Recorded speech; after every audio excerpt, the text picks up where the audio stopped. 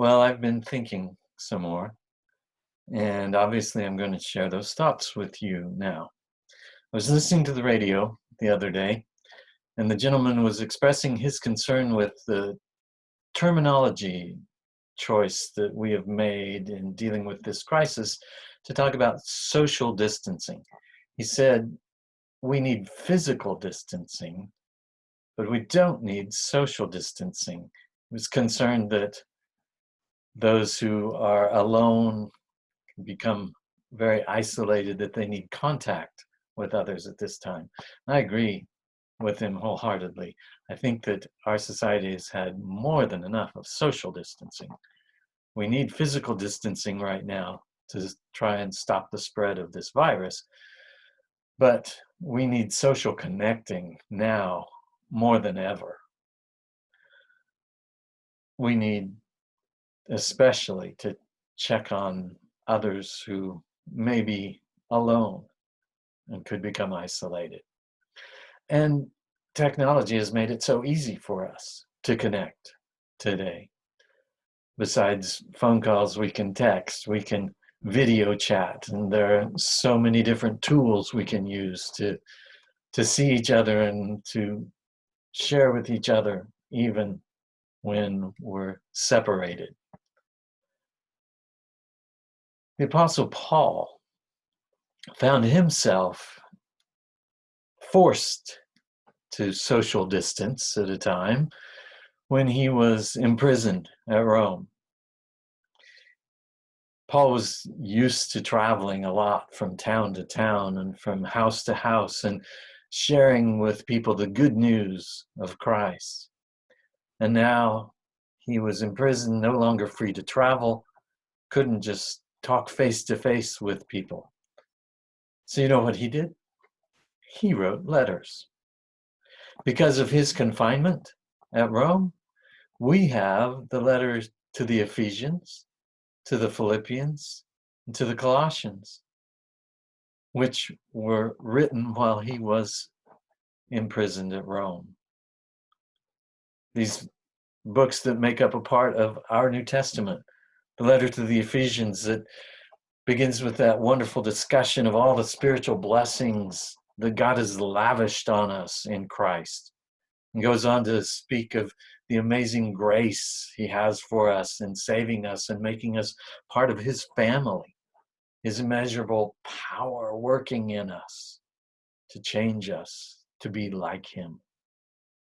The short little letter to the Philippians, which in its 4 chapters has 13 times that Paul uses the words joy and rejoice, that gives us that beautiful picture of Christ's attitude of self-sacrifice and giving of himself for us.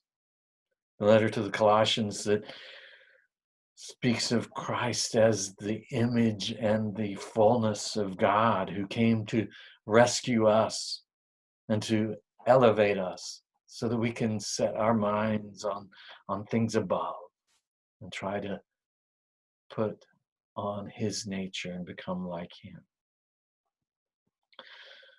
So much encouragement and hope that so many people have received from these letters that Paul wrote when he was in prison. Over 2,000 years, people have found encouragement and strength from what he wrote. How will we use our time of forced confinement? We have an opportunity right now to share hope with so many people who need reassurance, who need comfort at this time of unrest and of uncertainty and turmoil. We have a chance to share the joy that we have found in Christ and the blessings that we have received. Maybe not everybody has a lot more time right now. Some do. Some are still working. Some are frantically trying to figure out how to work from home. Some of us are spending a lot of extra time figuring out new technology. But personally, I know I should be able to find 4 to 6 hours more a week because there's no soccer games to watch. And maybe others have a little less drive time, maybe a little less ferrying kids to all manner of activities. We need to find time to connect with people during this time when people need that connection and assurance.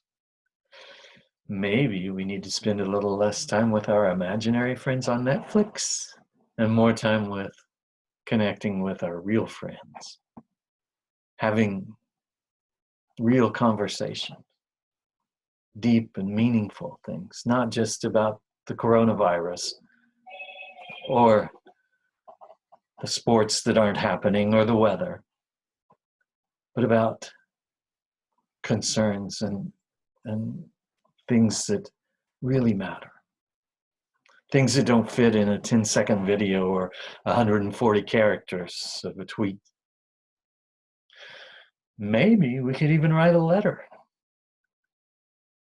I'm pretty sure that though I've forgotten how to write letters now, that's how I won my wife. We lived 250 miles apart when we were dating. And we could talk on the phone, but it was a time when long distance was expensive. So we wrote letters, not just the news of what's happening, but sharing our feelings and our heart and our hopes and dreams. You know, Easter's coming up soon, and we're not going to be able to be together in the family gatherings that usually take place.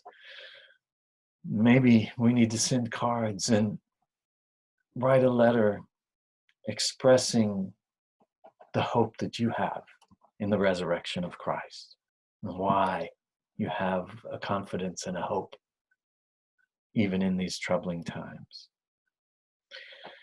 And maybe if you write a letter, it won't be inspired like Paul's, but I bet the Spirit can help you find the right words that may inspire someone else. And you don't have to write a letter. Choose your method. Just connect with someone. Encourage and strengthen others by sharing with them your faith, the hope that you have, the blessings you have found in Christ, to strengthen, encourage, and bless them as well.